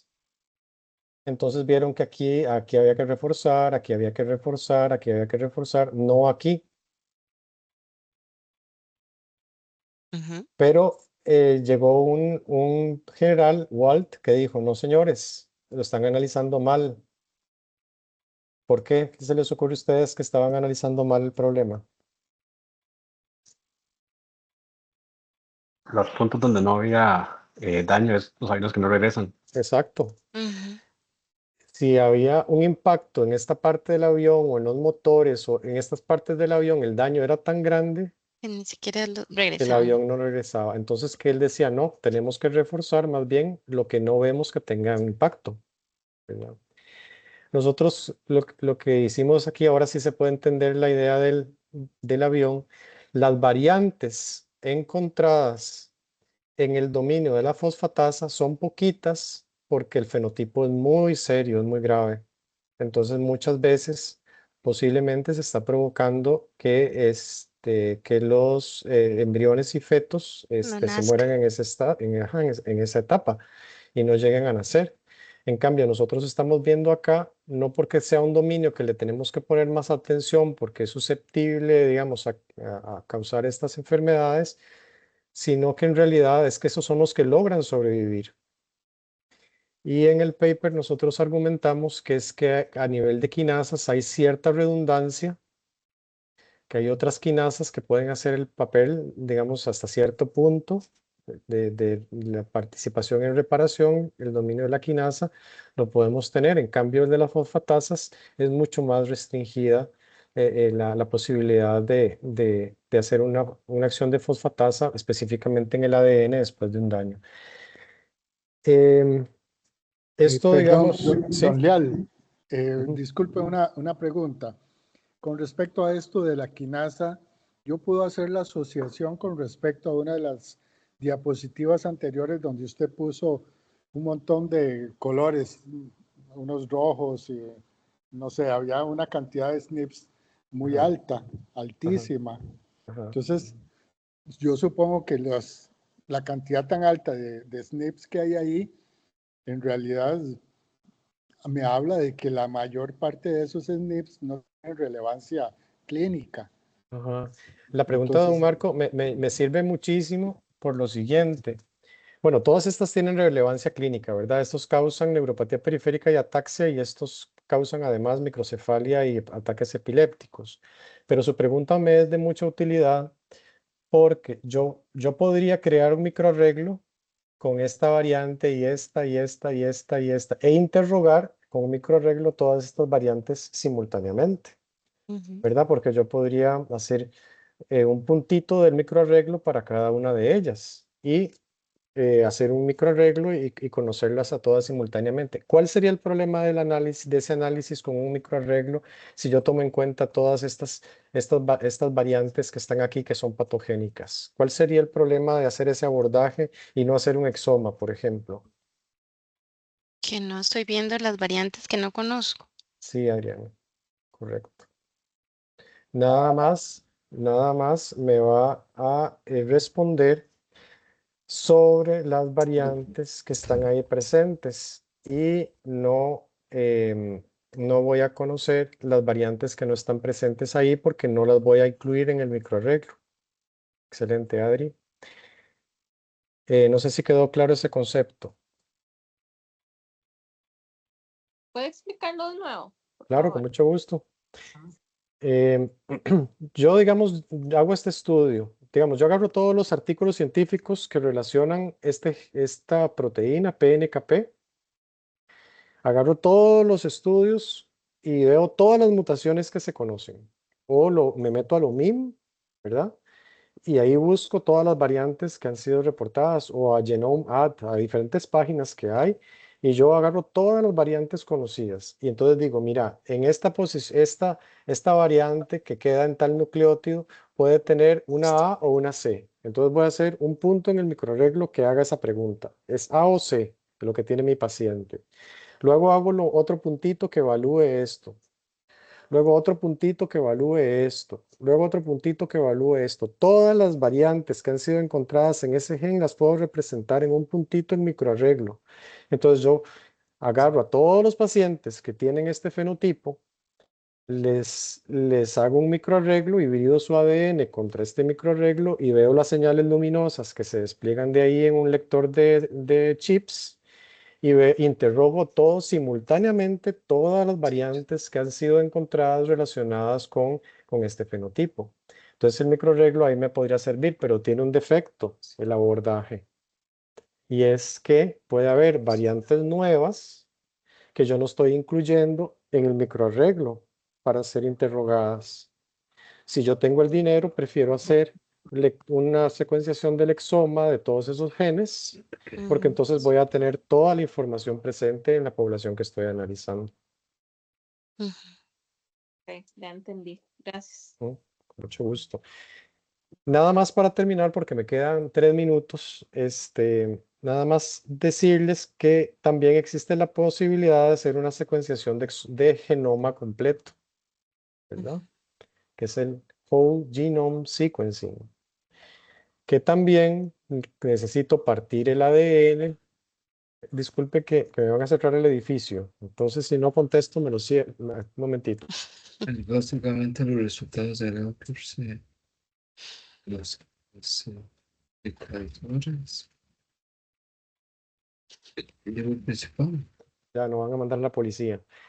Entonces, yo corto el ADN y lo que le hago es poner unos adaptadores a cada uno de todos. Vea que no escogí aquí ni exones, ni intrones, ni nada. Todo se parte y todos se le ponen adaptadores y todos los adaptadores se pegan en un solid, en una plataforma, y luego se va leyendo, la polimerasa va leyendo en cada una de estas, se va reconstruyendo la secuencia complementaria que está señalada también, que tiene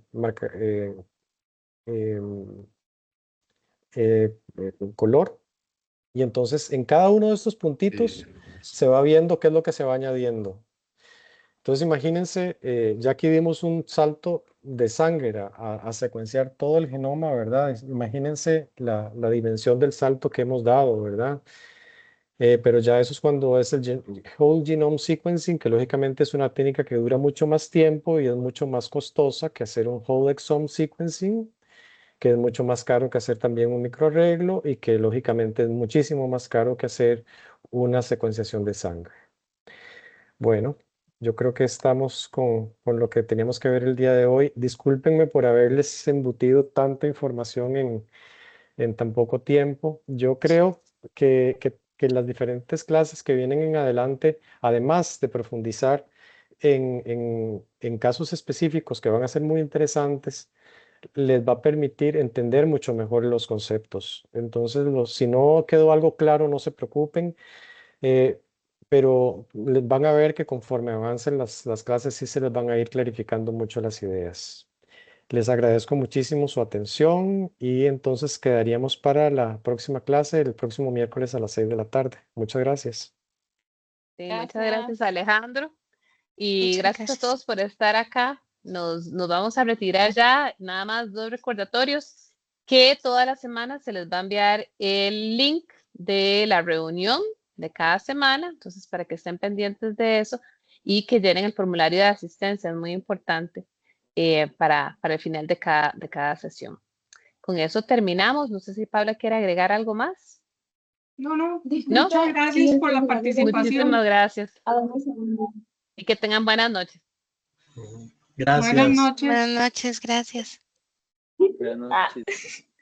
¿El formulario dónde lo van a enviar? Está en el chat.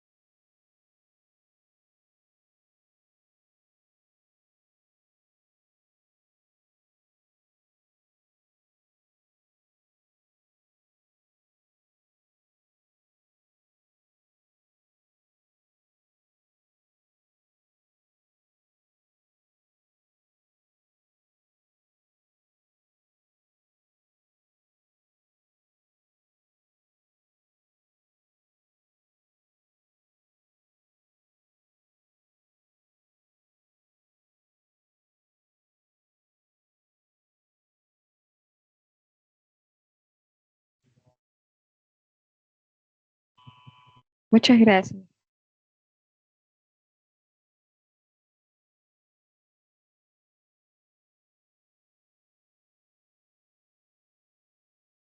no, ¿listo?